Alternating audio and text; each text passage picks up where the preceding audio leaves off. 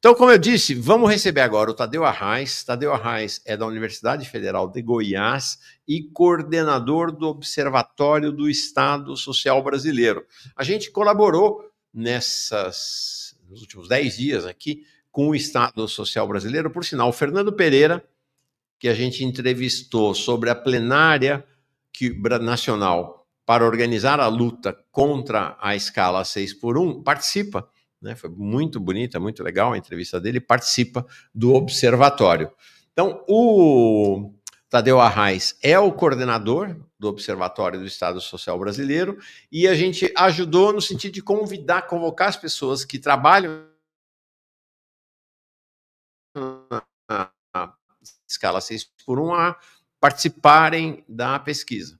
E hoje, primeiro, é a primeira pesquisa nacional com pessoas que trabalham na escala 6x1. E, em primeira mão, ele vai apresentar para nós hoje. Tadeu, muito bem chegado, muito bem-vindo. Como está você? Opa, bom dia a todos, bom dia. Bom dia, Mauro, Maxwell, a todos aí do canal, aos que nos escutam, né? Eu queria agradecer muito o convite, Mauro, para a gente conversar um pouco aqui hoje sobre, na verdade, sobre o observatório, sobre a pesquisa, se der um tempo, falar um pouco do BPC, que é uma angústia de todos nós, e falar um pouco do papel do observatório e dizer o seguinte: na verdade, a linha editorial do Manhã Brasil, ela casa muito, Mauro, com os trabalhos que o observatório tem feito desde 2016, lá na PEC 95, né? Que aquilo ali é mais ou menos a espinha dorsal do que a gente chama do nosso neoliberalismo. Né? Ela não inicia, o neoliberalismo não inicia ali, mas a PEC 95 pode ser considerada a espinha dorsal. Né? Então, a partir dali, a gente tem se preocupado com as políticas públicas, com a erosão do Estado Social, com o aspecto financeiro, as políticas sociais, o que a gente chama de tripé do Estado Social brasileiro, que são as transferências de renda, o SUS, a educação e a saúde. E como... Só uma observação, né? A PEC 95 de 2016, governo Temer, é a que institui o teto de gastos, né? Teto de gastos. Eu vou falar um pouco dela na primeira apresentação, porque eu acho que ela é a pedra angular do que ocorre no Brasil de hoje enquanto matriz. E, Mauro, o nosso grande problema que não se localiza na comunicação do que o governo faz ou não faz. Eu acho que se localiza em não conseguirmos comunicar o que significa austeridade para todo o conjunto da população brasileira. Ela sente os efeitos da austeridade, diferentes efeitos, eu queria discutir um pouco isso aqui, né, mas nós ainda não conseguimos encaixar uma linguagem, especificamente na escola, né, que é a principal vítima da austeridade fiscal, né, para desvendar um pouco disso, ou seja, a austeridade ela tem que estar no nosso currículo, tem que estar nas nossas manhãs, mas a crítica à austeridade tem que estar no nosso currículo, porque nós vivemos com as consequências dela diariamente. A escala 6x1 também está neste conjunto, né, de políticas de austeridade. Ela não está fora disso, a escala 6x1. Né? E para pontuar rapidinho, eu queria primeiro agradecer, de fato, o Mauro, você e toda a equipe, com a divulgação da pesquisa, que né, a pesquisa nós vamos apresentar resultados parciais, né? Nós temos mais de 1.100 respondentes em mais de 250 municípios brasileiros, então é muito significativa, é uma pesquisa que vai até o final de fevereiro, e eu queria agradecer a equipe de mobilização, e não podia ser de outro modo, é composta por jovens acadêmicos, trabalhadores da 6x1, pessoal do PCBR, pessoal da UP, toda uma garotada que está entendendo a importância da gente produzir conhecimento que se transforme em força política do discurso. Nosso objetivo é impor um contra-discurso e tentar entender o que é a escala 6x1 na história do Brasil. Esse é o nosso objetivo. Eu acho que essa pesquisa está muito legal e os produtos serão muito legais, porque tem uma cartografia muito bacana sobre isso aí. Então, a gente pode iniciar essa conversa do modo como você quiser, se quiser iniciar pela 6x1, mas tem uma primeira parte que eu gostaria de falar, Mauro, que eu acho que é aquela lâmina 2, se você quiser começar por ela. Então, vamos ver a apresentação. Uma questão, quantos respondentes mesmo teve até agora? Até agora, nós temos 1.100 respondentes e vamos ultrapassar isso durante o mês de fevereiro. Tem muita gente entrando. Faço um convite para os demais canais, para o canal do João, o canal do... Né, todos os canais que têm vindo aqui, né, o do Gustavo, do Chavoso da USP, de todo mundo que quiser entrar nessa luta, porque quanto mais a gente ampliar a amostra, mais um retrato, né, político a gente tem do sofrimento da classe trabalhadora, e a gente consegue verbalizar isso por meio de pesquisa e de informação, o nosso papel é pouco diante da luta desses trabalhadores que labutam o dia todo numa escala desumana. Né? Eu vou colocar, então para quem quiser, quem puder responder ao formulário, então qual é a única exigência para você responder o questionário? É ser um trabalhador, uma trabalhadora no regime, na escala 6x1. Acabei de colocar aqui no chat, tá? Mas você pode entrar também no site do Observatório do Estado Social Brasileiro, é isso, né? É só digitar no Google, Observatório do Estado... Facebook, Oi? No Instagram, Facebook, tem o canal Porque o Estado Importa também, que é um canal que a gente produz informações sobre políticas públicas. Então, é muito fácil encontrar nas redes sociais, e se quiser, viu, Mauro, ingressar na comissão de mobilização, é muito tranquilo também, porque os produtos serão coletivos, o crédito é sempre coletivo nosso. Perfeito.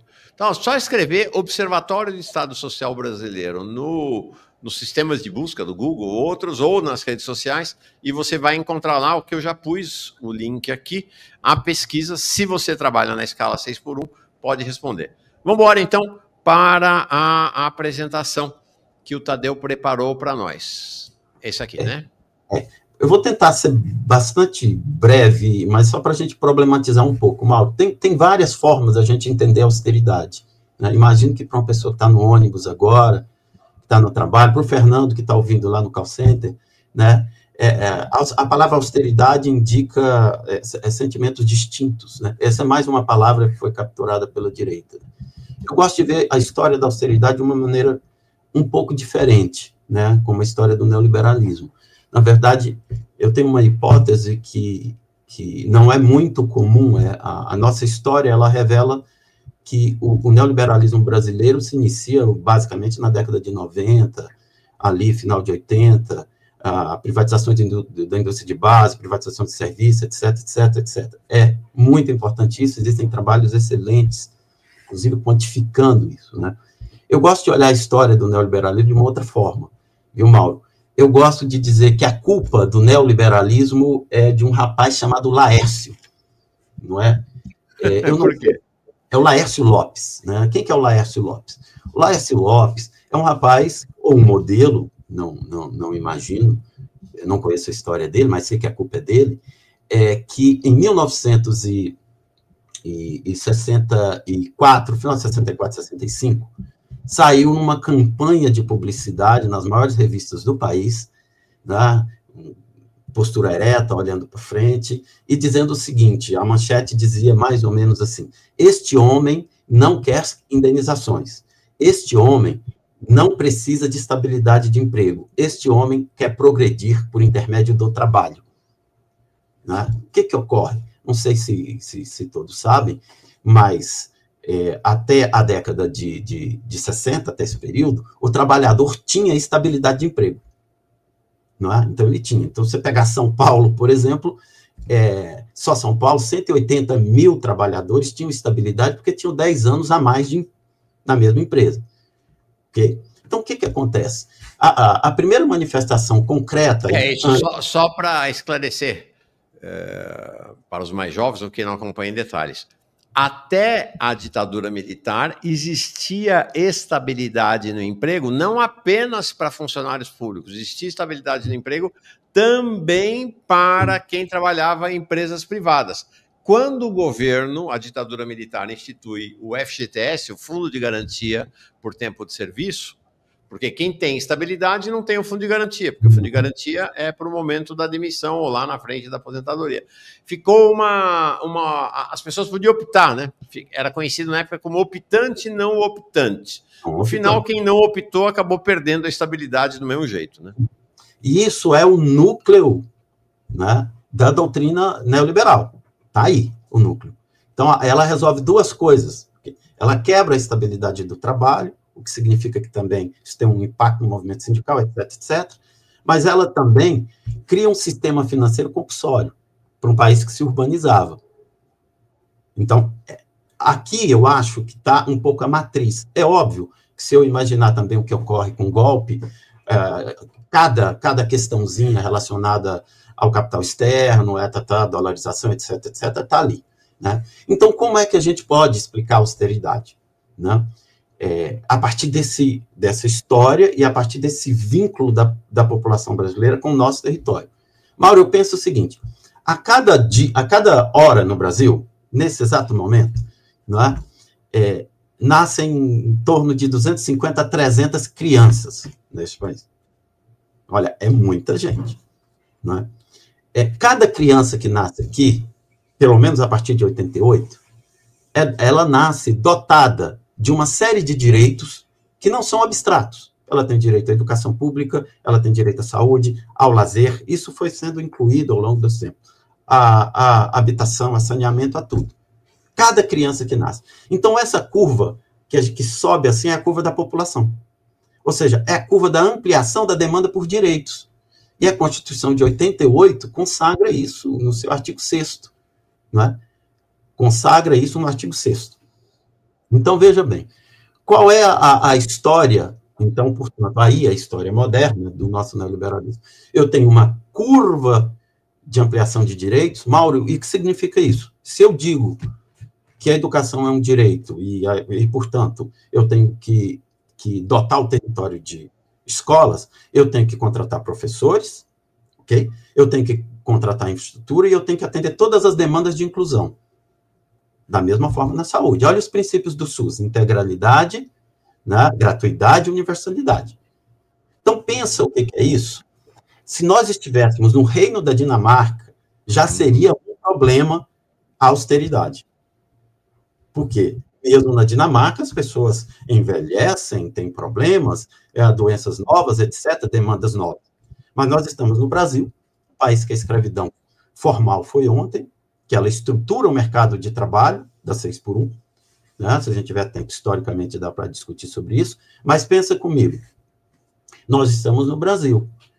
Então, eu tenho essa curva de um país extremamente pobre e desigual, e essa curva que a austeridade promete sem recursos. Então, eu tenho um desencontro. Ó. Nós temos que aprender a comunicar isso para a sociedade, e mais ainda, em um território, Mauro, como o Brasil. Por que o Manhã Brasil foi importante para a nossa pesquisa?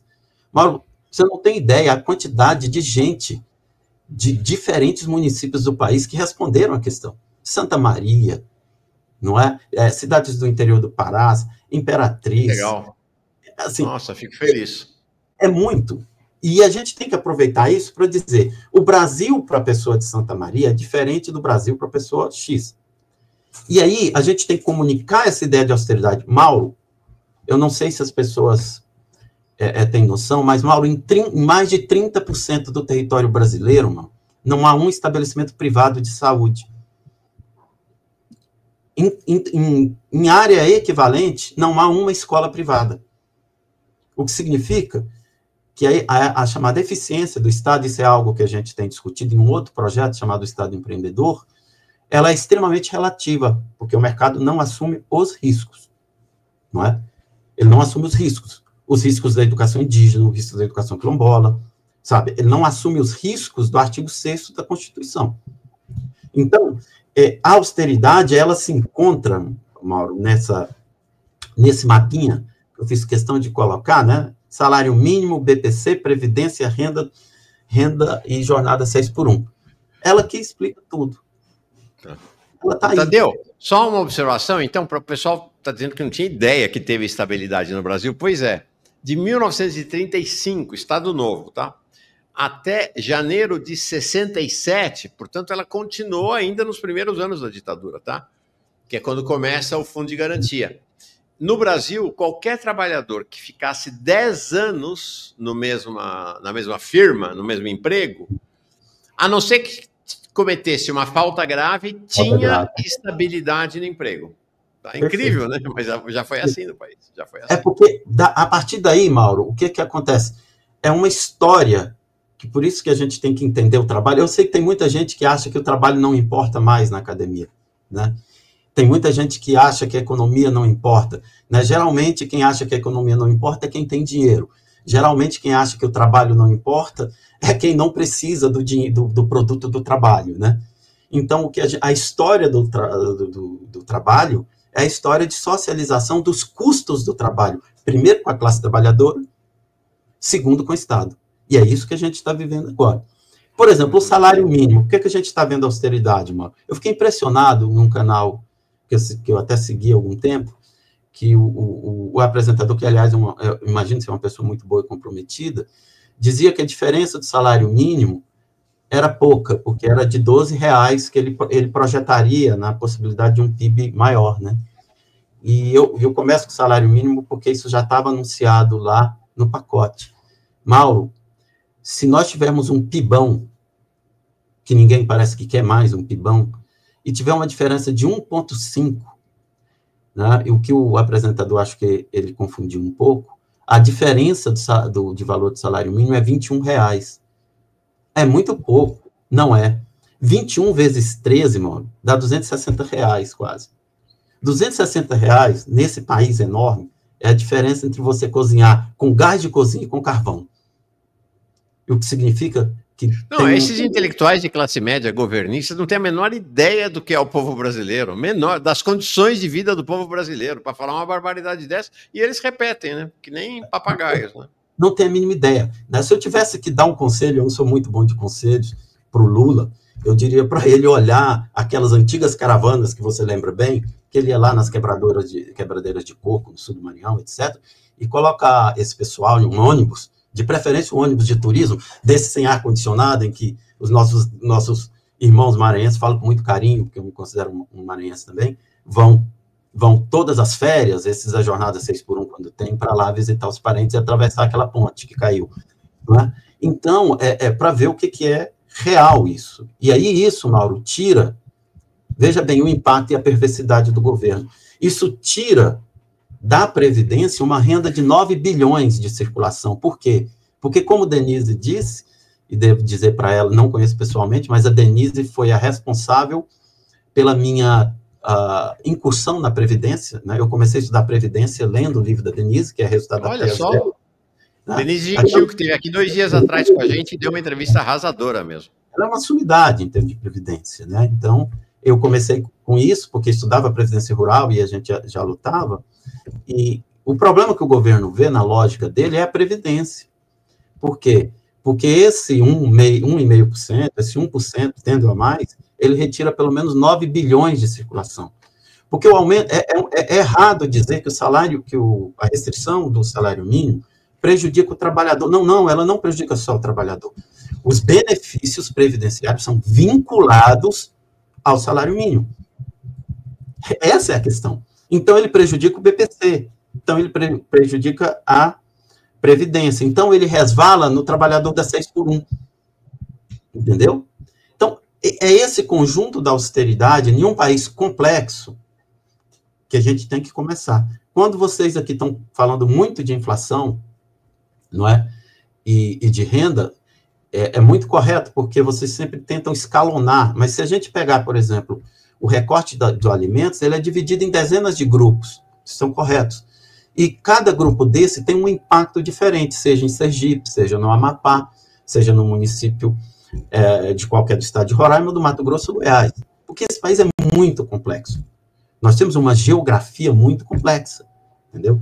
Então, depositar as esperanças dessas pessoas no pobre de direita, ou acusá-los, né, Mauro? Não faz nenhum sentido, entendeu? Aliás, Essa coisa do pobre de direita é incrível. A professora, historiadora, Patrícia Valim, lá da Bahia, esteve aqui, acho que faz uns 10 dias, ela vai voltar semana que vem.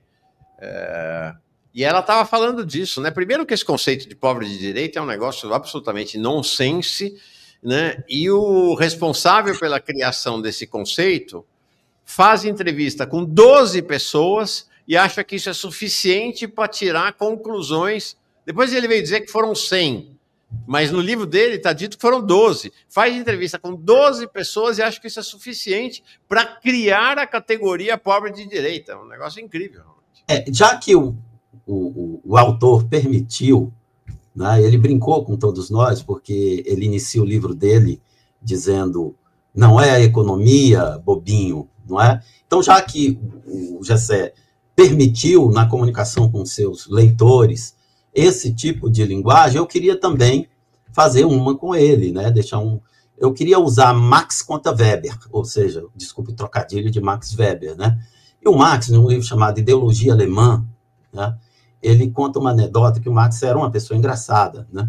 Ele diz o seguinte, ele conta a história de um velho, Mauro, que dizia que se as pessoas se afogavam, é porque elas tinham na cabeça a fixa ideia de gravidade. Aconselhava o velho, dizia Marx, que se as pessoas deixassem de acreditar em gravidade, elas deixariam de se afogar. Essa é a questão central, né? Esse é o ambiente que o Gessé de Souza criou na cabeça dele. E isso é sustentado em um tripé. Primeiro, ele condena o pobre porque o pobre é incapaz de conhecer a sua realidade em que vive, né? É uma visão extremamente idealista, ou seja, o pobre não sabe o preço do café, o preço do gás, o pobre da 6x1 que o transporte coletivo, né, desgastante, não sabe o que é isso. Segundo, ele transforma esse pobre num ressentido, porque é uma visão egoísta, portanto, o pobre, a questão não é social, não é estrutural, não é de classe. Até porque, se eu admitir que existe classe, Mauro, eu tenho que admitir o conflito de classe. Então, portanto, isso não entra. E terceiro, é o mais perigoso, banaliza o conceito de esquerda, que é um conceito que tem um horizonte histórico, um horizonte de valores universais. Portanto, acho que o Gessé de Souza é vítima da sua própria análise. A única vantagem que a gente tem disso é que no histórico da obra dele, e com todo respeito, por exemplo, os demais, ele é vítima e parece que ele responde à sua própria análise, ou seja, a ideia de que a pobreza, a vulnerabilidade é só um ideal e que basta a gente acreditar que o café não está ultrapassando R$30, que o café, de fato, não ultrapassará R$30, e que, portanto, estamos de barriga cheia. E isso alimenta a matriz ideológica do governo e de todos aí que acreditam nisso. Por isso que começa a vigorar essas pataquadas, né, de empreendedorismo, coaching. É quase que como um pastor, né? Olha, sim, se você acreditar que o preço do café não é tão alto assim, ele não vai ser tão alto, não. É quase um pastoreio, vamos dizer assim. Vamos em frente na apresentação, que a gente o tempo está voando aqui. Quer falar de BPC ou quer ir para a escala? Mauro, gostaria de enviar um artigo sobre a 6x1, manda. Eu vou encaminhar o seu artigo para o Tadeu, porque nós não temos um site ainda aqui no canal Jones Manuel. Então me manda. Manda para, ou até melhor, manda para o meu e-mail, eu repasso para você, Tadeu. Manda para maurolopes1612, ou engajarte, maurolopes1612@gmail.com, tá bom? Manda para mim que eu repasso lá. Querem mandar relatos também, viu, Mauro? É tranquilo. No questionário pode mandar os relatos. Tem um espaço para relatos. Perfeito. Outra coisa, o Maxwell me avisa que fixou no chat, tá? O link para você, se você trabalha na escala 6x1, poder responder. E o Sérgio Alves diz aqui: voltarei a Cuba neste ano. O capitalismo faz tudo para escondê-la dos trabalhadores. Medo e pavor da rebeldia do exército espoliado mundo afora. Cíntia de Oliveira manda mensagem. A população vai ter de fazer a queda da Bastilha brasileira, levar para a guilhotina os atores do mercado financeiro e do Banco Central? Acho que sim. Fala, você quer falar do BPC ou vamos direto para a pesquisa? O que você acha? Dá tempo? Como é que tá? Eu acho que era melhor ir para a pesquisa e a gente já fica combinado que voltamos para o tema BPC que você queria tratar, e nós queremos tratar, é uma prioridade aqui do canal. Sabe por quê, Mauro? Eu só vou dizer uma coisa do BPC. Eu senti falta, Mauro, no canal, da divulgação da carta, que certamente o governo do presidente Lula, enviou para o Jones, para o David De Castro e para o próprio observatório, agradecendo pelo alerta e pela mobilização contra os ataques ao BPC, porque eu acho que o governo tem que fazer isso. Porque o que vocês fizeram foi prevenir uma crise sem precedentes no território brasileiro. Quem estuda o BPC, quem estuda fluxo de renda, quem sabe o que representa em cada município, em cada distrito, para a mulher que cuida de um filho com autismo, localizado no espectro autismo, com um pai com Alzheimer, Parkinson, só essas pessoas sabem disso. Então, o que artigos na mídia progressista, em outras palavras, o que fez o De Castro, o que fez o Jones, com toda a insistência, sendo ridicularizado, não é? Sendo ridicularizado em alguns canais, quer dizer, já colheu os frutos. Como colheu o fruto do IBGE, viu, Mauro? Não tenho dúvida. Colheu os frutos. Colheu os frutos dessa instituição maravilhosa, sem a qual o observatório não existiria.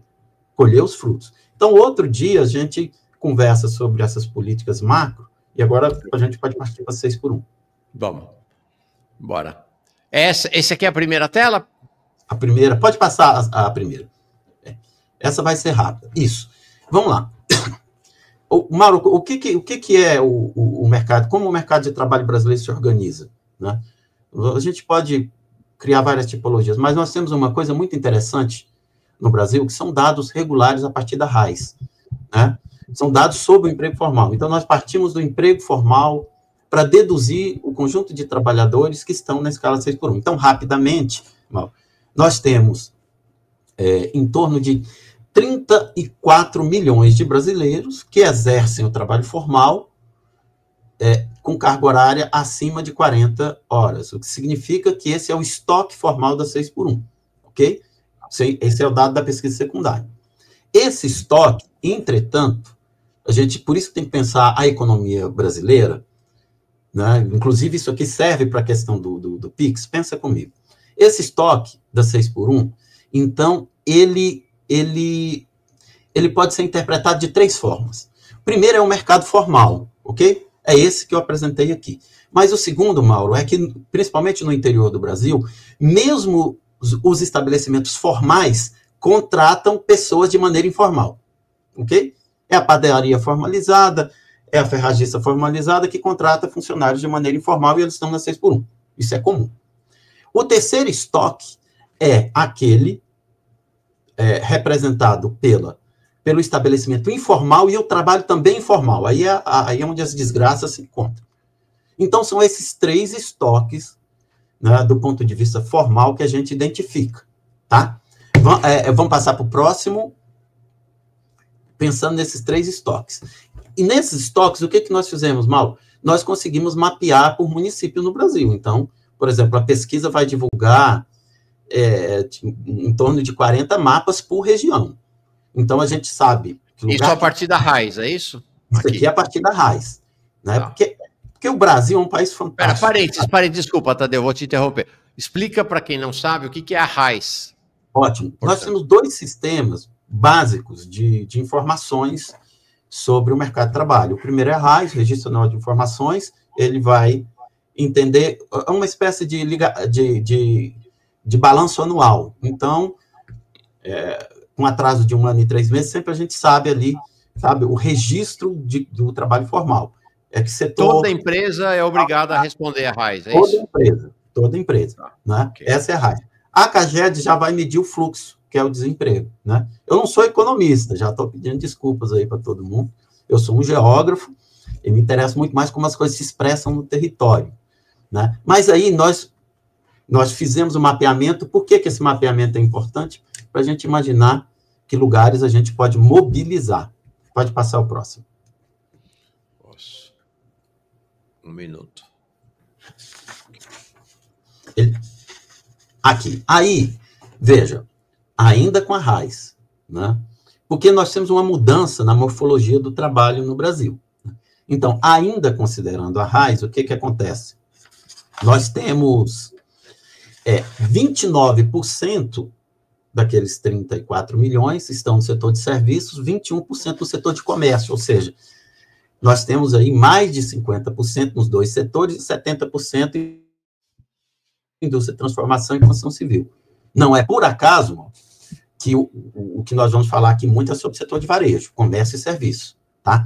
No lado direito, o que nós fizemos? Fizemos os principais estoques, né? O pessoal que está ouvindo aqui, vamos lá, gente, vamos ver se primeiro se o dado bate com a realidade e depois com a realidade da pesquisa. Por exemplo, o operador de caixa é o primeiro estoque, vendedor, repositor de mercadoria e atendente de lojas e mercados. O que nós estamos falando? Dos grandes grupos. Aqui. Se você quiser encontrar um 6-1, vá num grande mercado, vá num grande varejista, né? O próximo, por favor, Mauro. Não é à toa que teve essa campanha, inclusive que o Jones fez muita referência a ela, o PCBR liderou, lá em cima daquele Zafari, do lado do Rio Grande do Sul. Porque é isso, né? Zafari, Atacadão, Pão de Açúcar, esses lugares. Academias, né? São esses lugares da escala 6x1. Né? Tem os estoques. O Zafari, inclusive, nós colocamos, tem um grupo no Instagram, peço licença para divulgar, do Zafari todos, né, ali de denúncias, muito interessante, mostrando que há forma de mobilizar, né? Então tá ali, inclusive no livro, no relatório final a gente coloca. Só para constar, os maiores estoques, portanto, são, né, vendedor de comércio, varejista, mas é mais mulher. Ó, gente, tá pequenas letras aqui, tá?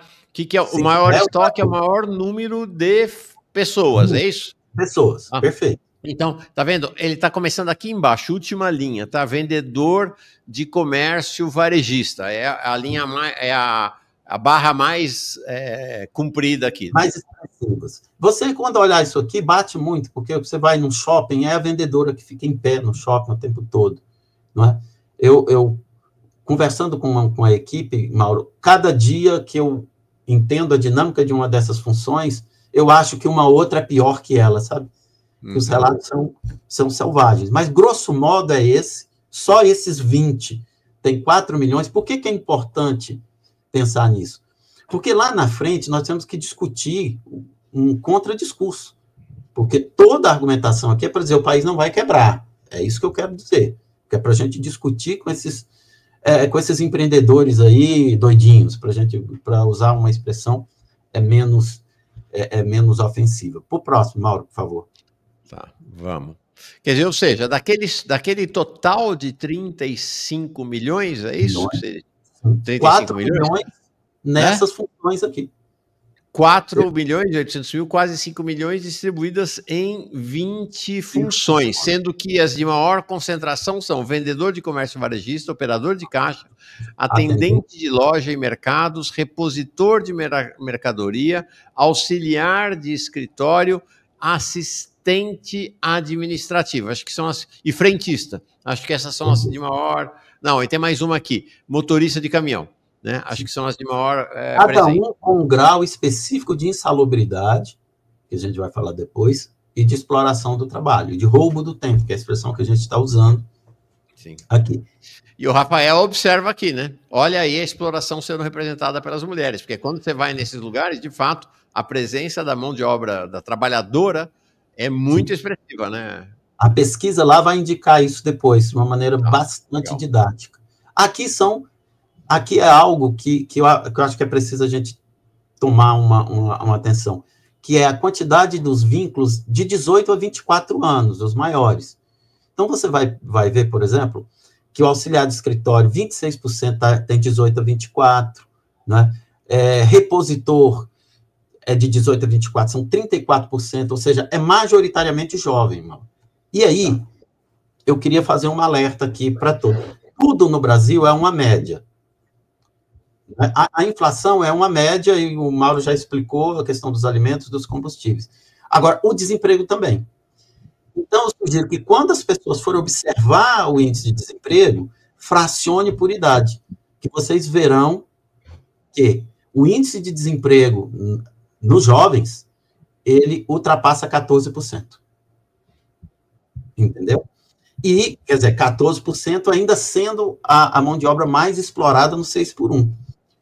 Então, é só uma média. Então, é a juventude sendo colocada aqui e explorando o trabalho. Mauro, eu não sei se eu coloquei aqui...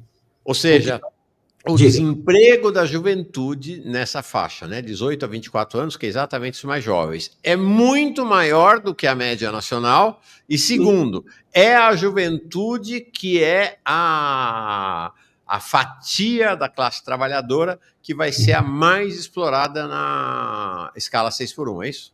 Sim, é perfeito. Então, os dois dados vão bater perfeitamente, o dado do desemprego, o dado da inflação. Se você quiser jogar aqui, a gente correlaciona, mas eu acho que não vai dar tempo. Mas pode passar.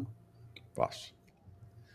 Aí aqui... Ó, tudo isso ainda é RAIS, tá? Não chegamos na pesquisa do observatório. Agora aqui é a pesquisa, tá? Então, aqui... Okay. Então, para a pesquisa Pera, me ajuda aqui. Quando é que começou a pesquisa? Aqui, nesse aí. Exatamente nessa aqui. Tá. Então, a partir de agora, é os dados da pesquisa do observatório, tá, gente? Vamos lá, Tadeu. O que nós fizemos, Mauro, então? Agradecer novamente a equipe, agradecer aos participantes e convidá-los, né? Então, o que nós fizemos? Nós salvamos os dados na segunda-feira para fazer uma prévia tabulação para apresentar aqui. Então, de segunda para cá, nós já temos mais 150 respondentes e mais 30 municípios. Então, esse mapa bonito aqui, né? Esse mapa já está diferente agora, né? Já tem muito Acre, já tem Amazonas, já tem Roraima, Mato Grosso, né? Então, o que a gente faz? A gente tabula, porque a gente precisa, pensa bem, um questionário rápido, peço para as pessoas, 1 minuto dá para responder. 1 minuto. Foi pensado para ser rápido, 26 perguntas. Mal, pensa, eu posso correlacionar cada variável dessa 26 vezes e também cada variável dessa com os padrões espaciais. Então, eu tenho uma infinidade de dados. Ao final, se eu tiver 2.000 respondentes, tal. E aí, no final, Mal, antes mesmo de publicar, assim que a gente fala, fechou, eu só peço 4 dias, 5 dias, para formatar a planilha bem bacana, colocar os filtros no Excel, os créditos da equipe, e eu vou jogar essa planilha com os dados no site, para que qualquer pessoa possa consultar. Nós não vamos esperar publicar em um paper, isso é besteira. Tá. Agora, Tadeu, desde já, muito grato, fico até sensibilizado com esse esforço que vocês fizeram de fazer esse primeiro fechamento para trazer aqui no Manhã Brasil em primeira mão. Obrigado. Não, mas nós que agradecemos, porque foi... Mauro, se eu te disser que nós já entramos em contato com 100 número de pessoas, mas esse tema parece que está um tema... Está igual a virgindade na década de 70, é um tema que você não discute, né? Mas aí o mapa é esse. Então, olha que mapa bonito aqui. Hoje nós temos mais respondentes em Goiânia, a região metropolitana é Goiânia, Brasília, Salvador, São Paulo, Fortaleza. Então, nós já temos um retrato metropolitano incrível. E aí, para os outros. Então, isso é um mapa, tem o QR Code, e eu vou depois, Mauro, posso deixar a apresentação livre para quem quiser também, porque tudo aqui é público. Então, só ir no site do Observatório do Estado Social Brasileiro, essa apresentação vai estar lá. Você pode baixar, pode pegar. Coloca lá, colocar hoje, deve ter alguém da equipe ouvindo. Então, vamos para o próximo, Mauro. Então, os primeiros resultados. Para que, se as pessoas querem perguntar também, não há problema, né? Então, uma questão interessante que nós fizemos, Mauro, aqui, foi o seguinte, foi perguntar para o respondente ali, quanto tempo ele gasta para sair de casa até o trabalho e qual a quilometragem, né? E qual a quilometragem. Então, nós chegamos a um resultado interessante, que é o primeiro gráfico, esse gráfico rosa, tá? 31% dos respondentes gastam de 1 hora até 2 horas a mais para o deslocamento de casa para o trabalho. Então, acima de 1 hora. Né? 31%. Quer dizer, isso aqui, para quem olha assim, fala, nossa, mas é pouco, 31%? Não, porque você tem que relacionar isso espacialmente depois, por isso vem a geografia.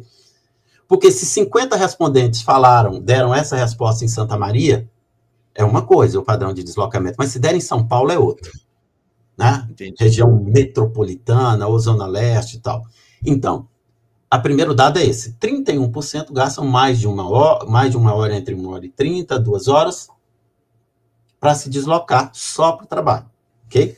Aqui é a soma, está pequeno aqui na apresentação, tá, gente? Mas esse aqui é a soma da barra acima de 1h e até 1h30, que é 26, mais 3,28, acima de 1h30 até 2 e 2,11% acima de 2 horas. É isso, né, Tadeu? Que vai dar os 38. Obrigado, Mauro, obrigado pela ajuda. É isso mesmo. Então, isso é considerável. Por quê? Porque depois eu posso correlacionar com o tipo de transporte e com o tipo de organização do espaço urbano. A segunda, poderia ter ficado um pouquinho maior.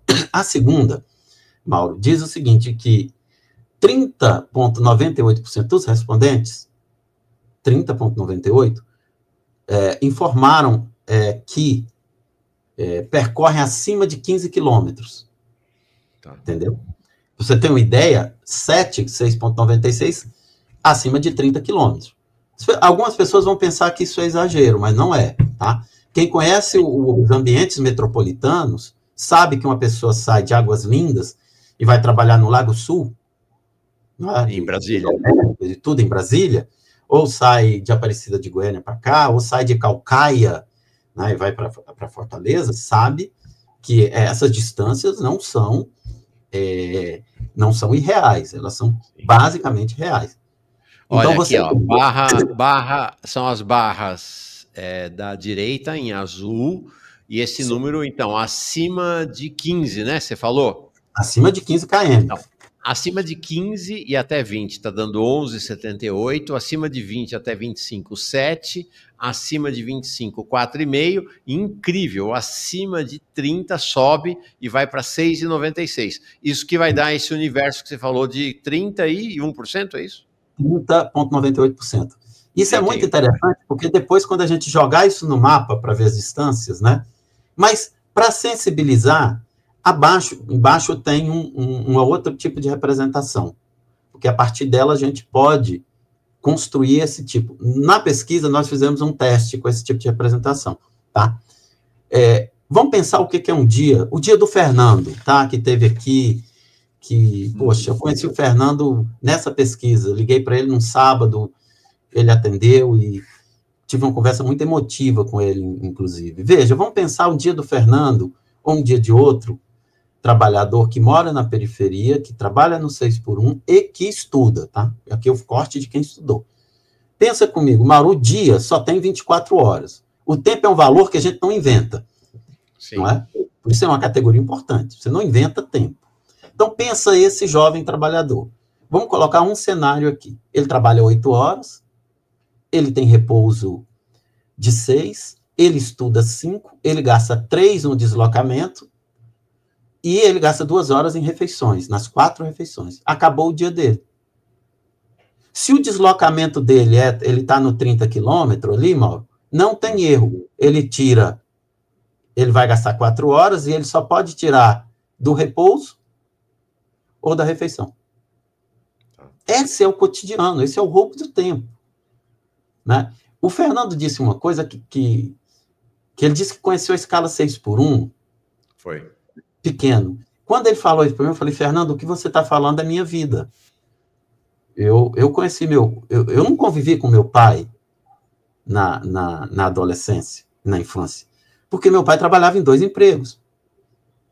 E minha mãe também. Minha mãe em um emprego, mas trabalhava com limpeza, tudo isso, em departamentos, em firmas terceirizadas e tudo mais. E aí eu não conheci meu pai. Meu pai trabalhava como vigia noturno e como porteiro, em 2 edifícios colados. Aquela história, sabe, do todo mundo odeia o Cris, eu brinco muito com os alunos, eu sou professor de geografia urbana, que todo mundo odeia o Cris, que o pai dele, o primeiro episódio, o pai dele chega depois à noite e vai conversar com ele, o pai dele sempre tem 3 empregos, a mãe e tal. Aquilo é parte constitutiva da identidade do jovem brasileiro. Né? Então, hoje eu consigo pensar sobre isso, né? Na velhice e tudo mais. Só uma observação, o Fernando Pereira esteve aqui com a gente deixa-me ver, foi segunda-feira, se eu não estou enganado. Foi segunda-feira, o Fernando Pereira esteve, tem inclusive um recorte muito emocionante, de fato. O Fernando Pereira trabalha na escala 6x1, em telemarketing, mora em Goiânia, ele é filiado, ativista, militante do PCBR e hoje é um dos líderes da luta nacional contra a escala 6x1. E ele deu, de fato, um depoimento muito tocante aqui aquele dia, né, Tadeu? Até te mandei o recorte. A gente fez um Reels, como a gente fala, que é ele falando que ele conheceu a escala 6x1 quando era criança. Ele conheceu a escala 6x1 porque o pai e a mãe dele faziam escala 6x1 e ele, com 9 anos de idade, era deixado em casa sozinho para os pais irem trabalhar e correr atrás. Né? Muito tocante. Muito bom. Eu não sei se... Aí, vamos caminhar aí. Então, isso aí é uma representação que foi feita. Aqui é o tipo de transporte, né? Então, ônibus e metrô, basicamente, ou motocicleta, que são transporte das classes populares, por assim dizer. Motocicleta, a gente está falando, não é de uma Harley Davidson, não, né? É o modelo bis, são os modelos, né? Então, para achar que a garota que trabalha de balconista numa farmácia e comprou uma bis, tal, não é. Automóvel, também não sei, pode ter alguém de Corolla ali, mas basicamente é a população mais pobre, né? Porque tem isso, né? As pessoas ficam fixadas. Então, tem um carro porque... Não. Às vezes, esses trabalhadores têm um carro porque levam a filha, levam a esposa para o trabalho e saem deixando todo mundo, depois de acordar às 5 da manhã. Né? Então, os respondentes utilizam transporte público. Dos 453, 104 acima de 20 km, né? E 92 nas regiões metropolitanas, que são esses espaços, essas bacias da 6x1, não se resume a isso, mas tem predominância da 6x1 no varejo. Aqui, os principais setores, e aí não dá outra, viu, pessoal? Call center, hipermercados, drogarias e farmácias. E as principais funções também, operadora de caixa, operador de telemarketing e vendedor. Olha, só aqui para ajudar na leitura...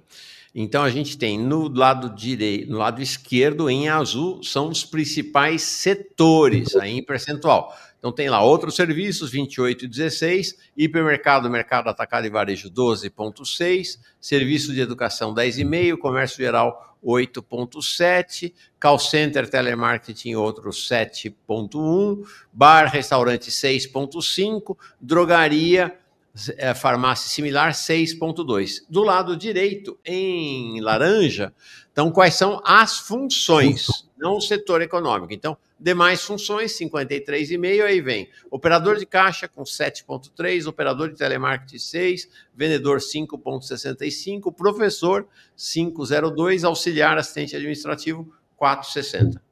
É isso aí, Natália. É basicamente o varejo. Eu vou adiantar um pouquinho, Mauro, por conta do tempo, porque para que não comprometa muito o tempo de vocês. O salário, basicamente, né, até 1.412 e 220, 64% desses trabalhadores ganham muito pouco. Só que, Mauro, se eu for falar assimetria regional, que aí eu poderia mostrar um mapa, aí nós vamos ver o Nordeste recebendo menos ainda, mesmo o varejo mais escroto, ele tem um aspecto regional.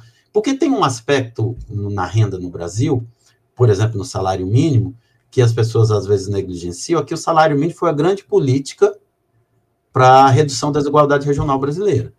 As pessoas têm uma ideia de que redução de desigualdade são macropolíticas, não, salário mínimo. Então, basicamente, 64% da 220.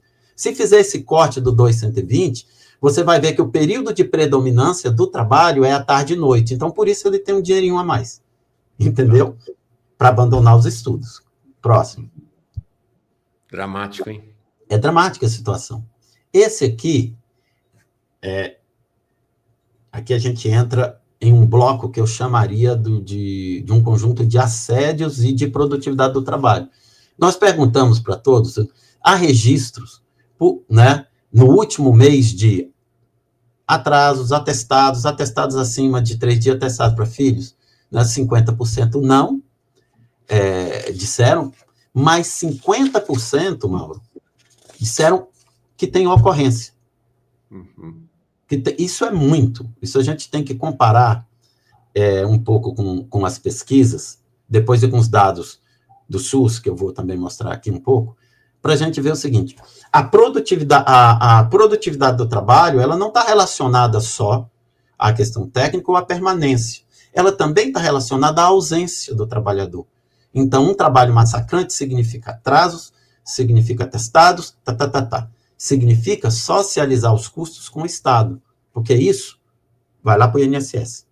Então, e os segmentos empresariais com mais ocorrência, não dá outra, né?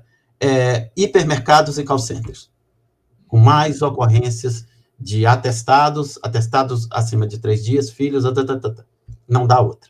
Então, aqui do lado direito, em vermelho, são os 2 setores que têm maior índice de entrega, que tem maior índice de atraso e falta.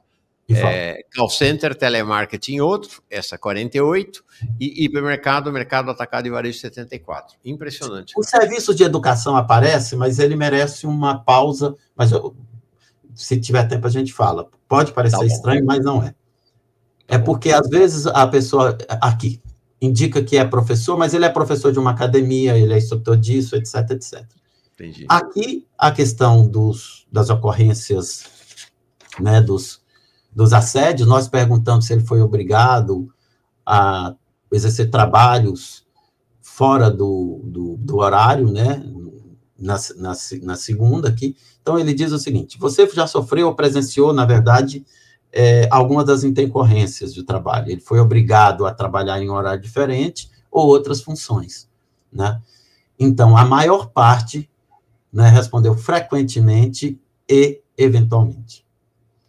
Né? Então, pensa o que significa... Quem está respondendo na faixa aqui do lado esquerdo, azul, está dizendo que foi obrigado a executar tarefas fora da função.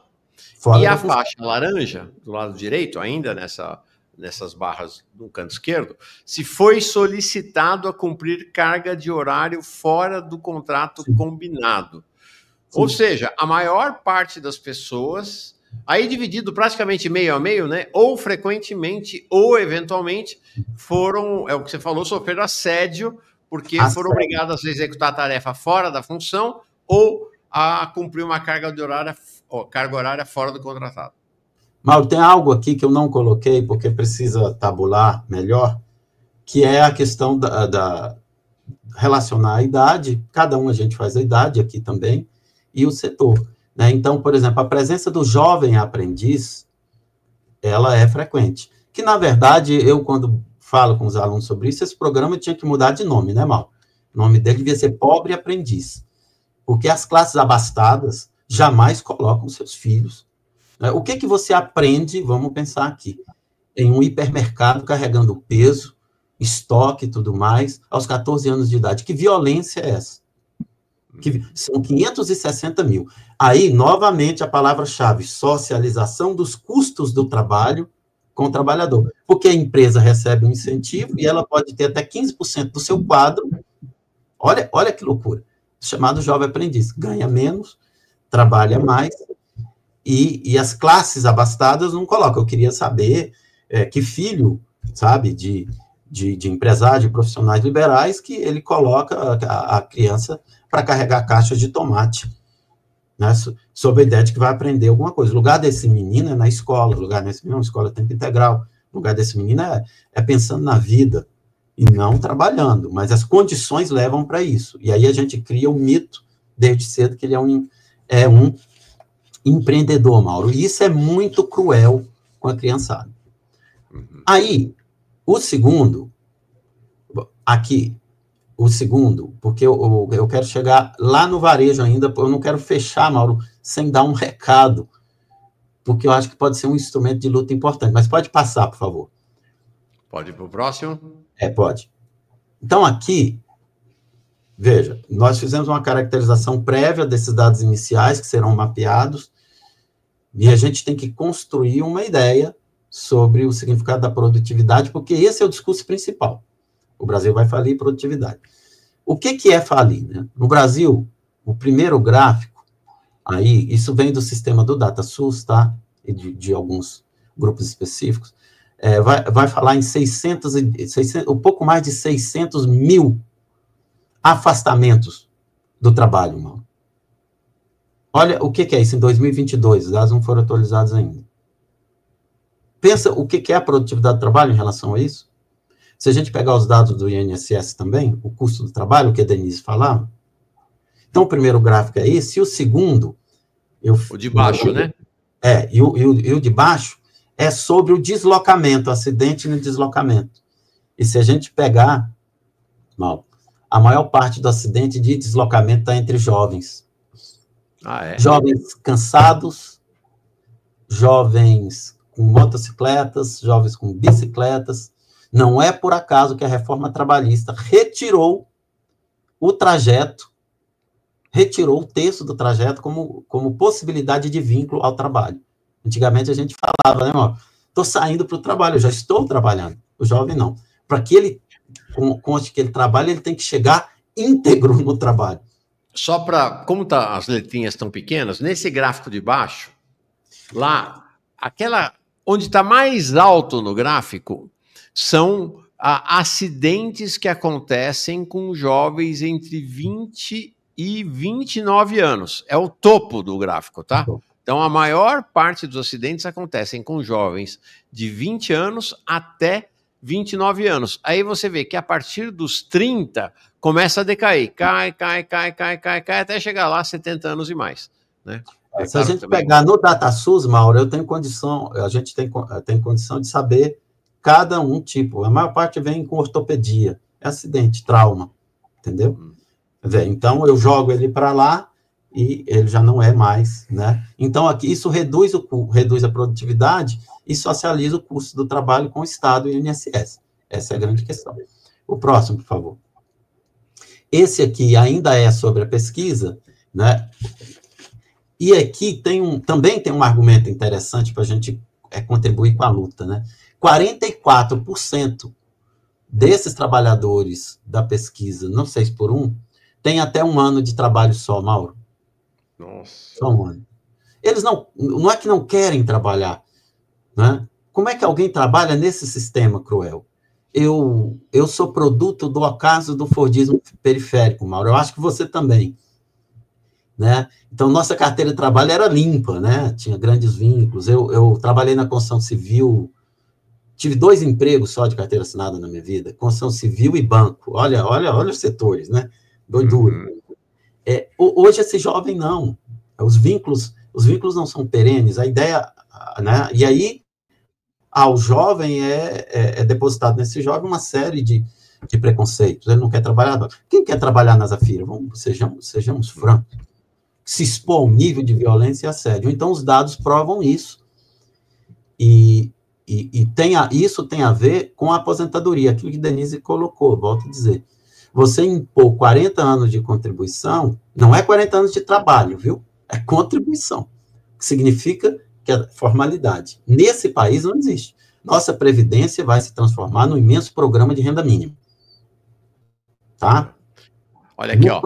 Mais uma vez, do lado esquerdo, as barras azuis. Então, 1 ano, quem trabalha há 1 ano, 24,97. Aí pula a barra aqui de acima de 4 anos e vem para outra que é menos de 6 meses, dá 19,68. Então, é a soma desse menos de 6 meses, que é a terceira barra da direita para a esquerda, com a primeira, que é a primeira barra da direita para a esquerda, que vai dar, então, 34%, mais de 1/3 das pessoas que trabalham na escala 6x1, mais de 1/3 trabalham, né, há menos de 1 ano, ou no máximo por 1 ano, no emprego em questão. O acima de 4 anos pode assustar, mas ele é interessante quando você observa o conjunto de dados. Então, ele está relacionando, por exemplo, a serviços de educação.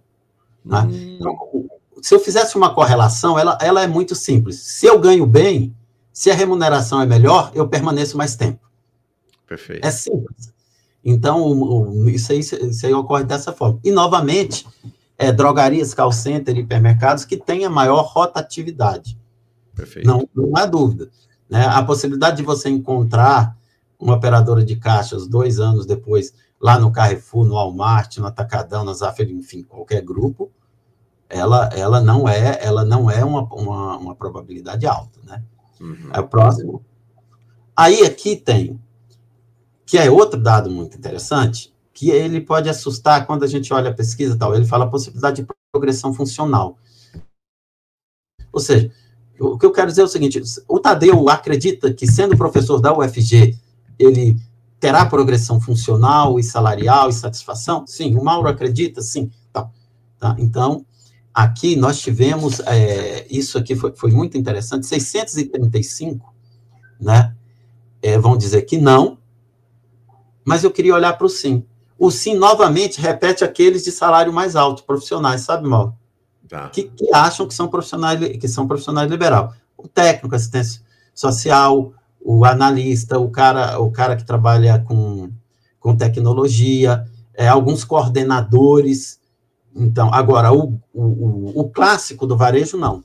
Esse não acredita. E eu sempre imagino o seguinte, Mauro, é muito triste, desculpe, na nossa cultura, né, que criou uma cultura em relação ao progresso do trabalho, você sai todos os dias da sua casa e falar, porra, eu não tenho chance nenhuma de ter uma vida melhor a partir deste padrão de trabalho, sabe?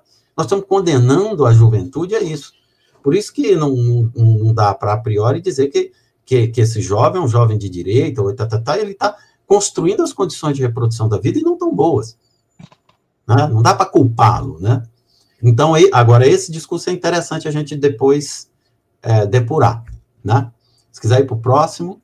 Nós estamos falando, se eu não estou errado, porque aqui está o número absoluto, né? 635 dos pesquisandos dizem que não vem possibilidade de progressão profissional e financeira. Nenhuma. Isso é. 202 dizem que vem.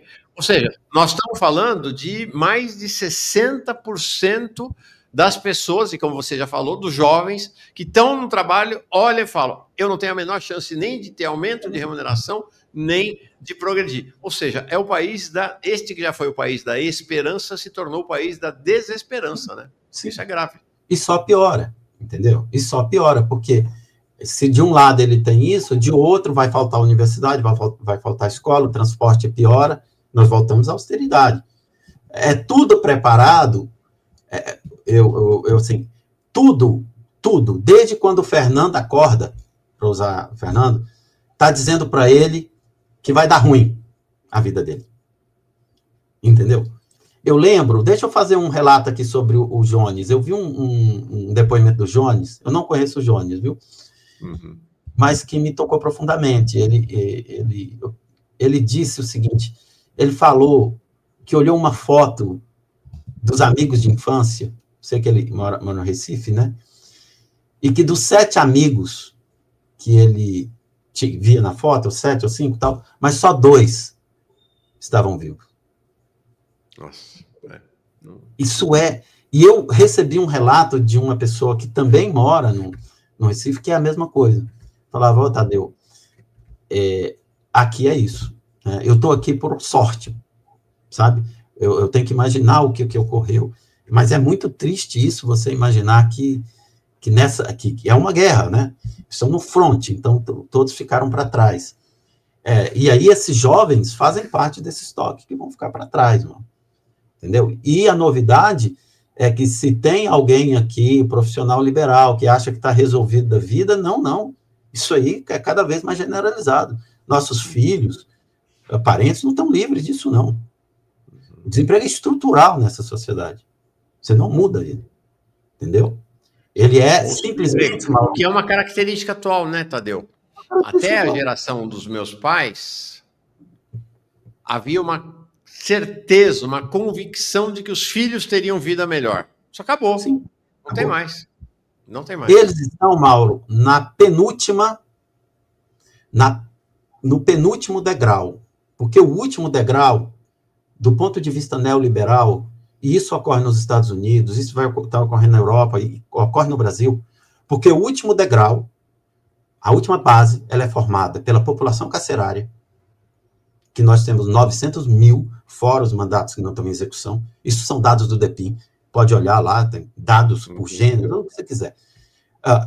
É isso. E depois, a população moradora de rua. E aí, eu peço desculpas aqui, que eu não estou falando em condição de rua.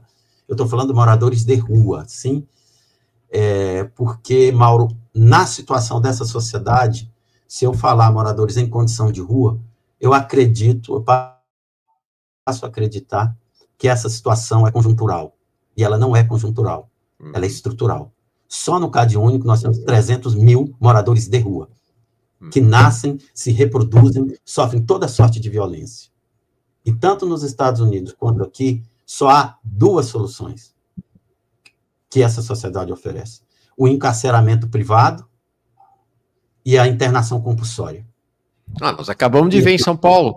Semana que vem nós vamos trazer aqui o Falcone, que é um fantástico ativista lá. Construíram um muro, é um campo de concentração. Campo de concentração. Mauro, a população moradora de rua, volto a dizer, não é uma questão de falta de rigor conceitual, ao contrário, mas a população moradora de rua dos Estados Unidos, principalmente Nova York e Los Angeles, já é maior do que na Grande Depressão. Com uma diferença básica, a estrutura etária.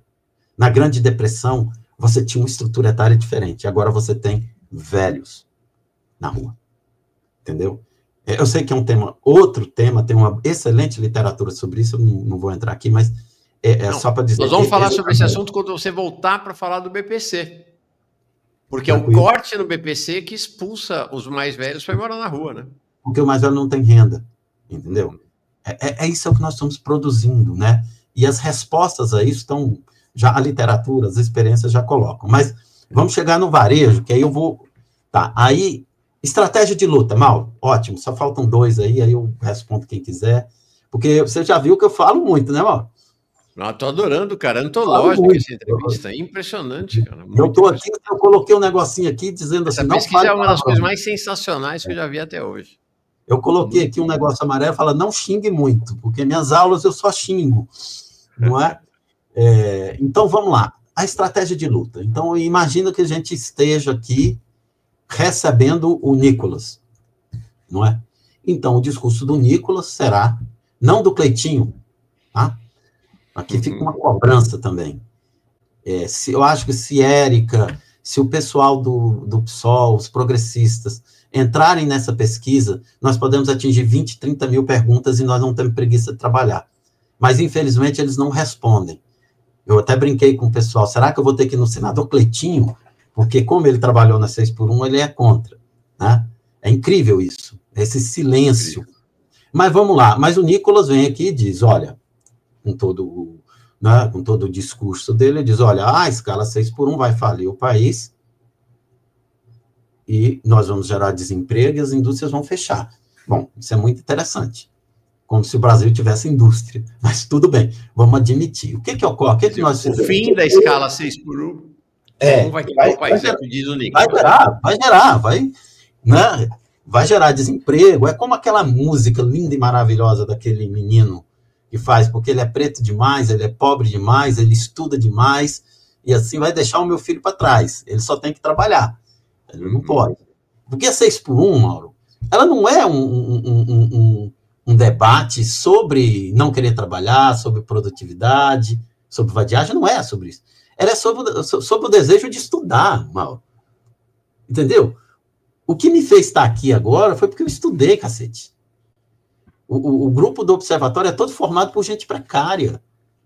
Meu querido amigo que entende muito de questão agrária, Adriano, eu converso muito sobre ele, é uma pessoa que vocês podem conversar. O pai dele é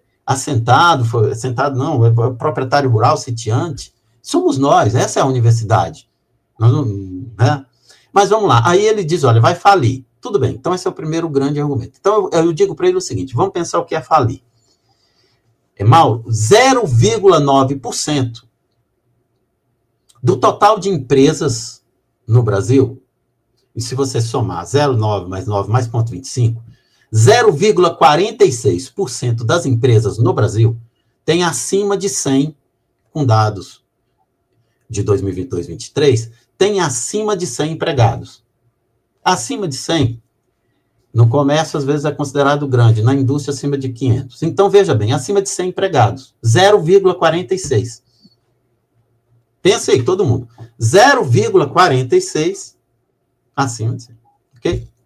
Esse 0,46, Mauro, gera 40% do emprego formal. Uhum. Entendeu? O que isso significa? Primeira miragem, que essa história que se coloca de que isso, a redução da jornada 6x1 vai afetar a pequena empresa, é uma balela, que não resiste a uma análise crítica. A gente tem que discutir isso também, a pequena empresa. Mas vamos partir disso. 0,46 tem acima de 100. Nós estamos falando de quê? De grandes grupos. Só uma coisa, então. Nessa tabela aqui, a primeira faixa, que é faixa de pessoal ocupado, total, percentagem em relação ao total. Então, olha lá, 100 a 249, 0,28, 250 a 499, 0,09, 500 e mais, 0,09. É o que vai dar o 0,46, né? Quem é 500 e mais, Mauro? Agora eu vou falar quem é. Mas o 0,09, é menos de 1%, vamos pensar, ele emprega 27%. É daí que vem o discurso contra 6x1. Por isso que a gente tem que saber quem é ele. Não é o mercado da Dona Maria, não é a padaria do José, do Alfredo, não é o... Não é. Então, essa é a primeira coisa. Vamos discutir isso. Depois, se você for pegar 92% das empresas, que aí são aquelas que têm até 9 funcionários, ela vai gerar 33% dos empregos. Ou seja, é considerável. Mas em termos numéricos, da força dela, não é. Por quê? Porque eu tenho, basicamente, 6 mil empresas, até de 500 a mais funcionários, contra 6 milhões, até 4 funcionários.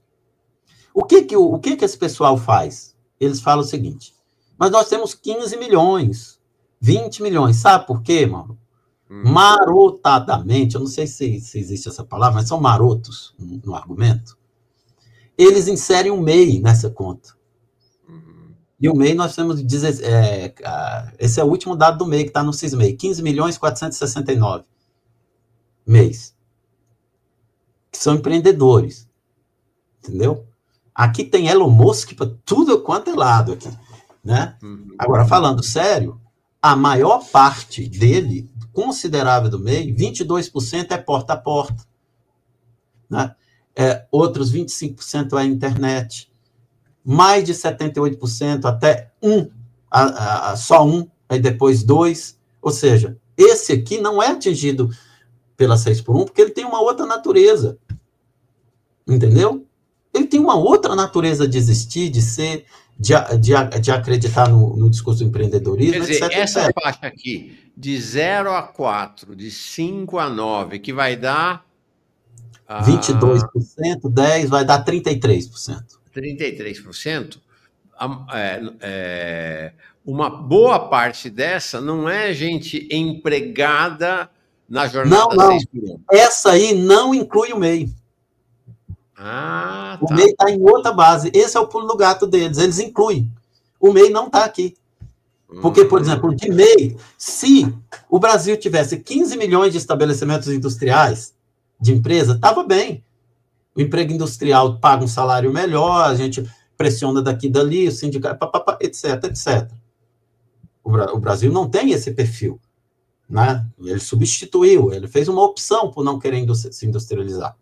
Né? Então, o MEI é separado disso. Né? Em tese, são 15,4 milhões de MEI, microempreendedor individual. Esse outro é das empresas, do Cadastro Geral de Empresas. Então, a situação é essa. As associações estão aqui. Então, elas são quem? Esses acima de 100 e que vão fazer o discurso contra a jornada 6x1. Mas quem são eles? A gente pode pegar por aqui, mas eu vou pegar a partir do dado deles mesmo, viu, Mauro? Porque a gente tem que ir lá. Eu não vou pegar dado do governo mais, não. Passa o próximo, por favor. Opa, perdão. Aqui. Tá. Ah, não, esse aqui é do governo, ainda o outro, mas vamos nesse. Lembra que a gente está falando de socialização dos custos do trabalho, correto? Então, a gente ainda acredita, eu acho que a gente ainda faz parte de um grupo que acredita que o trabalho importa, né? Que o trabalho explica o mundo, etc, etc. Né? Os pós-modernos aí que fiquem aí no lugar que eles querem. Então, pensa comigo. Socializar os custos do trabalho significa pode significar reduzir o salário, mas reduzir os encargos. E essa tabela é aquela tabela, Mário, que a gente já discutiu muito, que foi dos incentivos e desonerações fiscais. Perfeito. Perfeito? Aí, no que nós pegamos? Pegamos essa tabela e depois correlacionamos com o dado do varejo. 12 bilhões de desonerações fiscais. E as empresas que mais receberam desoneração da folha são aquelas que estão acima de 100. Uhum. São os grandes grupos de varejo e alimentação, Mauro. Além da Rede Globo, é claro. Uhum. Então, eles fazem uma campanha de criminalização de quem é contra a jornada 6x1, mas não revelam que o governo ajuda, desonera a folha, na expectativa de gerar emprego, né? Porque ele socializa os custos do trabalho, mas na hora de pensar numa jornada de trabalho mais humana, não. Só esse dinheiro, Mauro, esse dinheiro dessas empresas aqui, eu fiz uma conta básica, volta a dizer, eu não sou economista, tá? Mas com a calculadora a gente faz estrago. Mauro, só os recursos dessas aqui, Mauro, dá para 30 milhões, não, desculpa, dá para 60 milhões de horas de trabalho de um trabalhador recebendo salário mínimo. Porque a hora no Brasil é em torno de 6,50 do trabalhador. Isso é ridículo. Isso é ridículo. Só isso aqui dá 60 milhões de horas. Só isso aqui dá para contratar. E esse dado, Mauro, é até agosto, né? Uhum. Porque o Haddad não divulgou os outros ainda. Né? Esse dado é só até agosto, se eu não estou enganado. E o que ocorre? Você imagina quando esse dado for até dezembro? Não é? Só isso aqui eu contrataria 35 mil pessoas. Junto, incluindo o 13º salário, viu? Incluindo o 13º salário. Aí, agora vamos para o próximo, que a gente já está terminando aqui para não dar... Aí, Mauro, o que nós fizemos? Né? Eu fui lá e achei o ranking do setor de varejo, Mauro. É o ranking das 300 maiores empresas do varejo, que é esse ranking aqui, a gente imprimiu. Depois eu posso até deixar ele lá, né?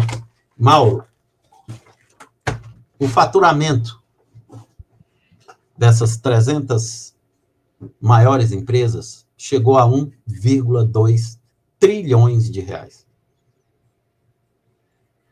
Daí o que é isso? Uhum. 1,2 trilhões de reais. Não é? Essas aqui, né, se a gente pegar esse faturamento aqui, ó, todinho, né, o que nós temos? Carrefour, Açaí, Magazine Luiza, Casas Bahia, que, aliás, tem uma história horrorosa sobre as Casas Bahia, né, que está lá aquele podcast maravilhoso, que é o Novelo, né? Rádio Novelo. Sim. É de arrepiar, né? Desculpa a propaganda, mas é coisa bem feita, coisa que revela o que nós... Não, eu ouvi, é chocante. É chocante. Enfim, mas, inclusive, há uma justificativa de mudança. É claro, a Casa Bahia vira uma outra...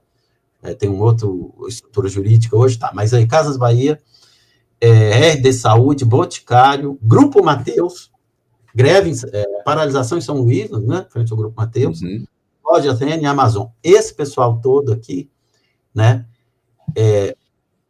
Eles geraram só as 30, 700 mil empregos. Só essas 30. Tá? As 300, 1 milhão e 700. E o faturamento só dessas aqui, 563 bilhões de reais. É esse aqui o core da 6x1.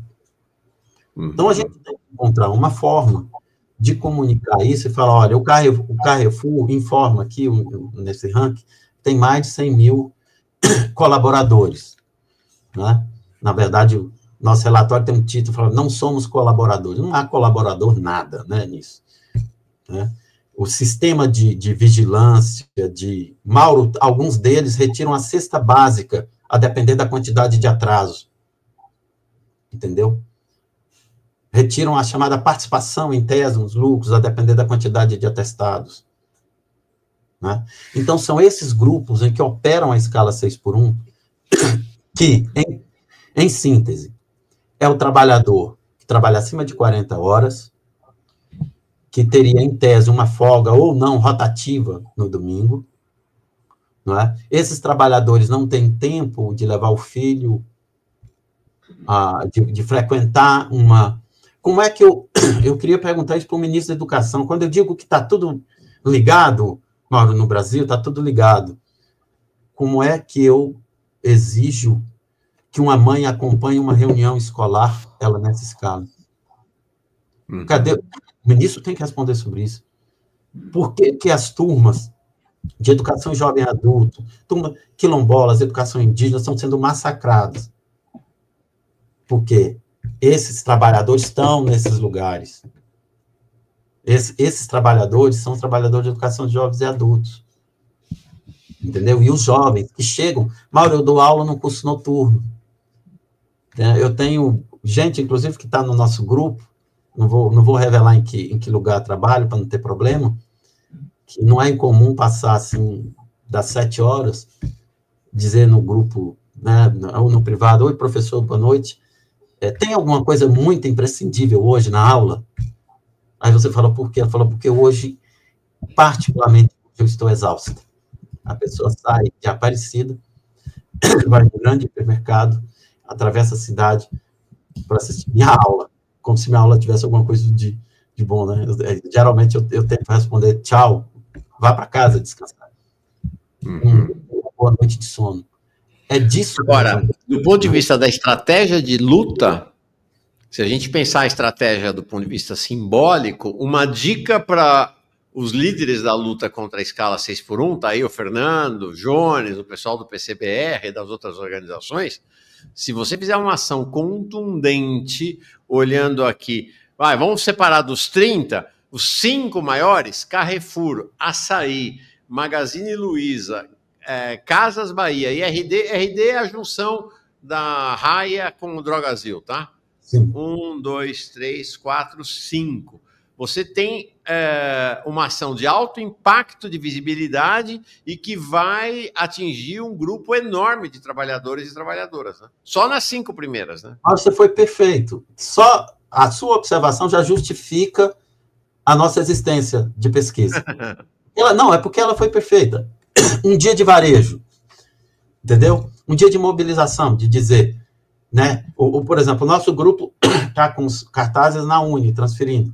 Mas é preciso ir lá, né? O Rick, junto com a turma do VAT e com todo mundo, é preciso ir lá mesmo no varejo, entendeu? Então, se a gente consegue fazer isso, e mobilizar, começar nas grandes redes, eu acho que é uma boa estratégia. Por quê? Porque a gente pega muito no centro, mas é o espaço de circulação.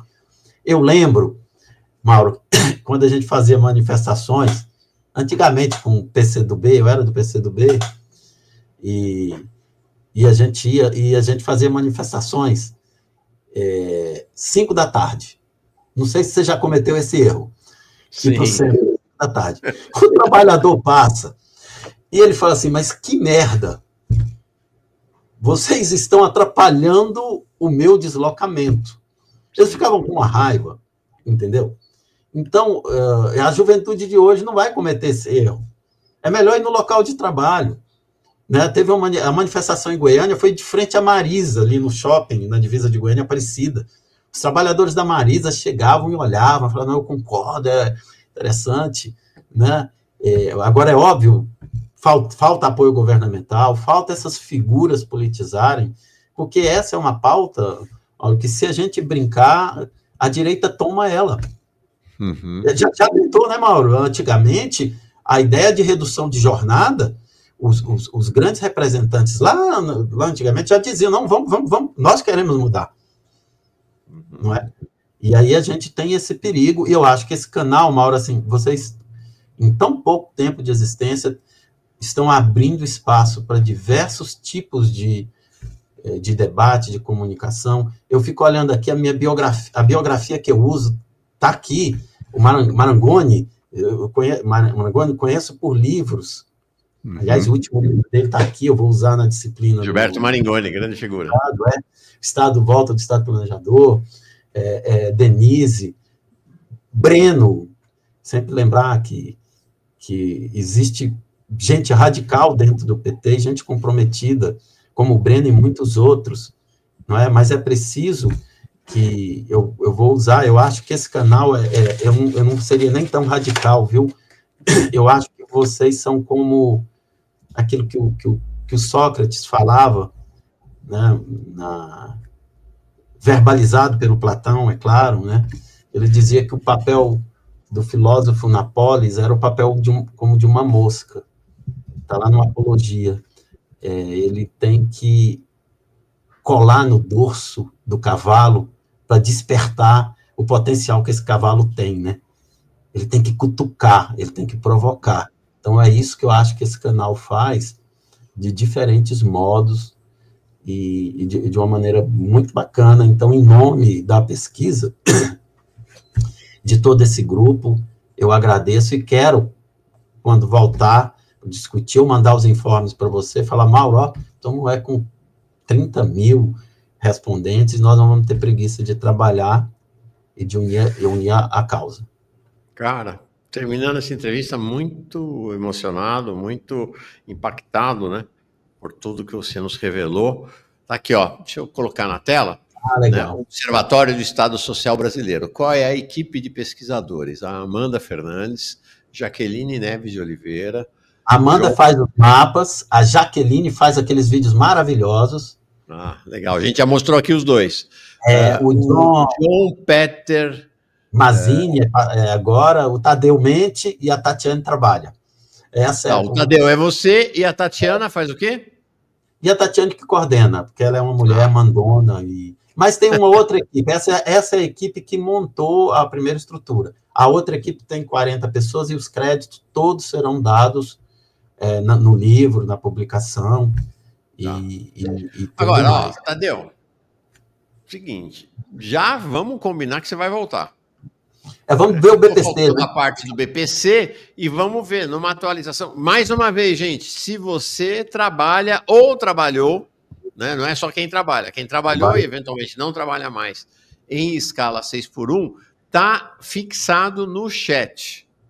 Tá? É só você clicar ali, é só você pegar o endereço para você se tornar um respondente. São 1.000 e quantos respondentes? Nós já temos 1.100 e poucos. 1.100. Nós queremos chegar em 30 mil respondentes do Brasil inteiro. Vai ser a mais potente pesquisa sobre a realidade dos trabalhadores que carregam o Brasil nas costas, os trabalhadores e trabalhadoras da escala 6x1. Então, faça isso. Se você não puder fazer agora, estiver assistindo esse vídeo depois, digita no Google, no Instagram, no Facebook, onde você estiver, Observatório do Estado Social Brasileiro. Até se você digitar só Observatório do Estado Social, você já chega lá. E aí vai ter também o link para você clicar e poder responder a pesquisa. Tá? Então, para nós é uma honra poder colaborar com vocês. O trabalho que vocês fazem é realmente, nossa, inestimável para o povo brasileiro, para a luta do povo brasileiro e para esta que me parece ser, né, uma das principais, talvez a principal luta do conjunto dos trabalhadores e trabalhadoras do país, a luta contra a escala 6x1, que não é à toa, não sei se as pessoas sabem, a escala 6x1 era a escala da escravidão no país, né? Porque as pessoas escravizadas trabalhavam 6 dias por semana e, sob a capa de um país católico, na época, inclusive, o catolicismo como religião de Estado, mas eles tinham uma condição até desse ponto de vista, sob determinado ponto de vista, até melhor, né? Porque era um dia fixo, né? Que era o domingo. Agora, na escala 6x1, pode ser qualquer dia da semana. Então, no domingo, que era o dia santo, escravos e escravas não precisavam trabalhar, ou iam à missa, ou podiam cuidar das suas culturas de mandioca, milho e outras para se sustentar. A escala 6x1 é uma reminiscência da escravidão desse país, né, Tadeu? Sem dúvida. Mauro, é muito interessante. Eu gosto muito de dados. O Brasil é um país incrível, Mauro. Eu costumo dizer para os alunos o seguinte: se algo no Brasil existe, ele foi contabilizado. Mauro, e é verdade. O Brasil é o país que mais conhece os pobres. CAD único é algo excepcional, não é? E essa é uma tradição que vem, inclusive, antes do IBGE. Mas se você for pegar o primeiro recenseamento do Brasil, um dos primeiros, foi em 1872.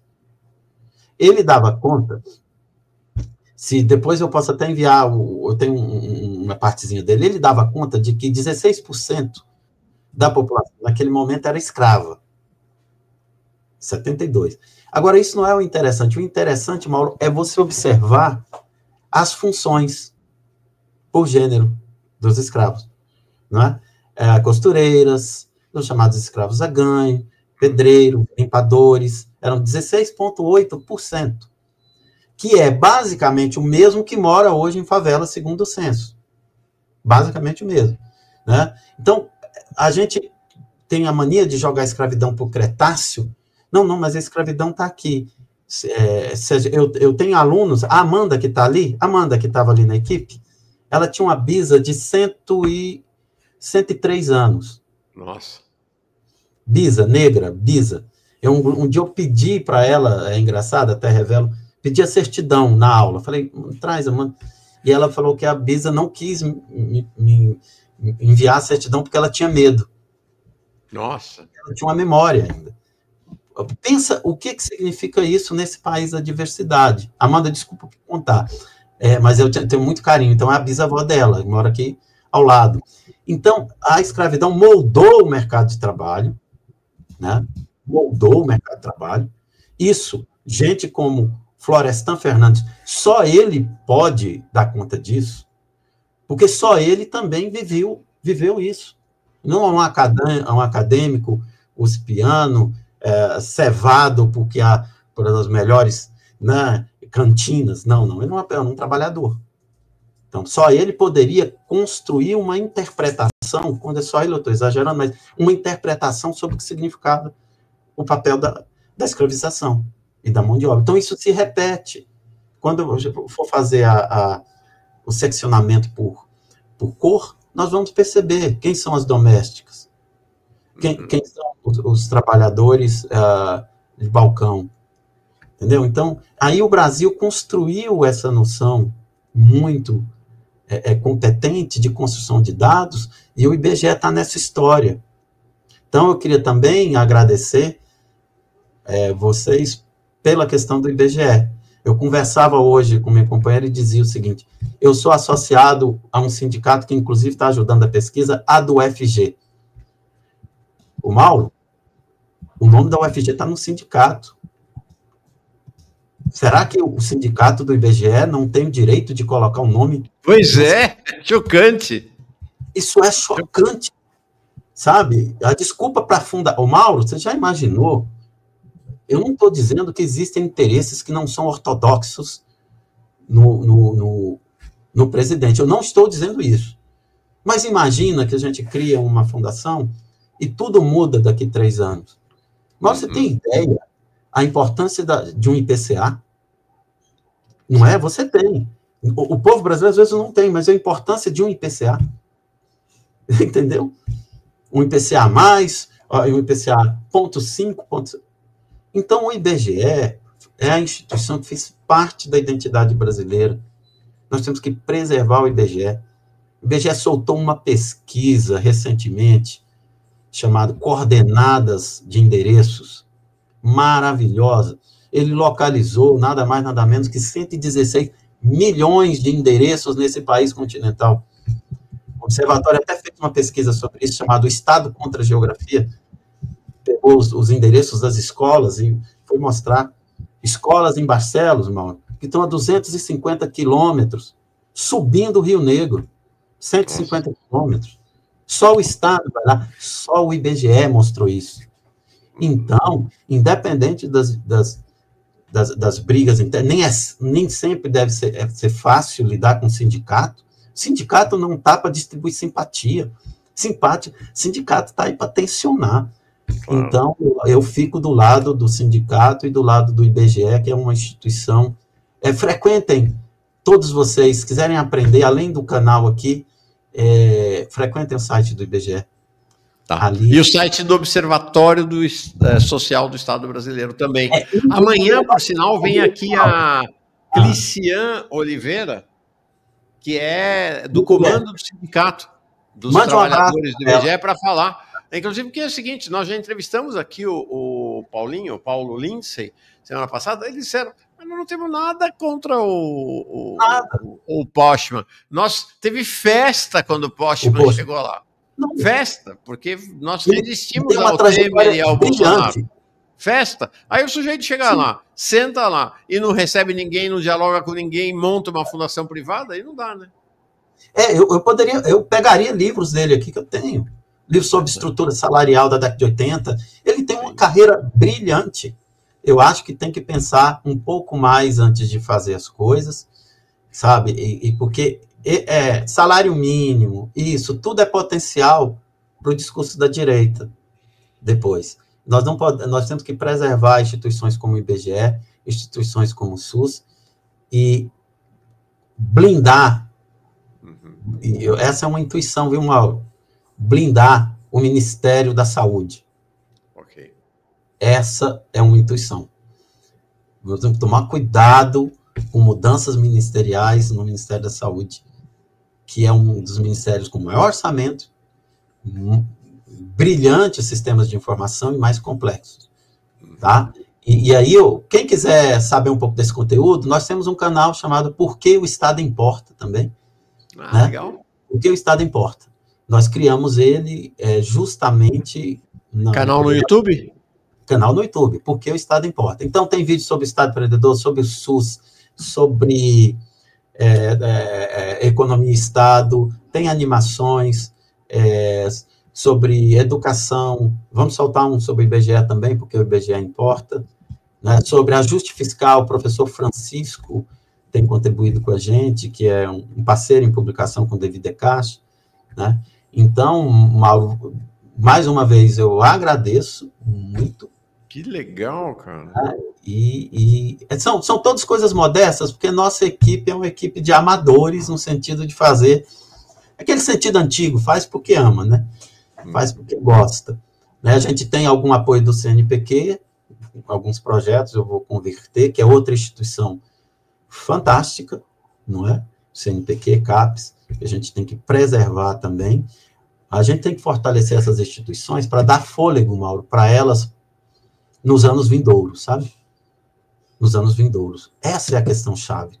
Não pode enfraquecer, porque daqui 2 anos, né, nós podemos precisar dessas instituições, de uma Fiocruz.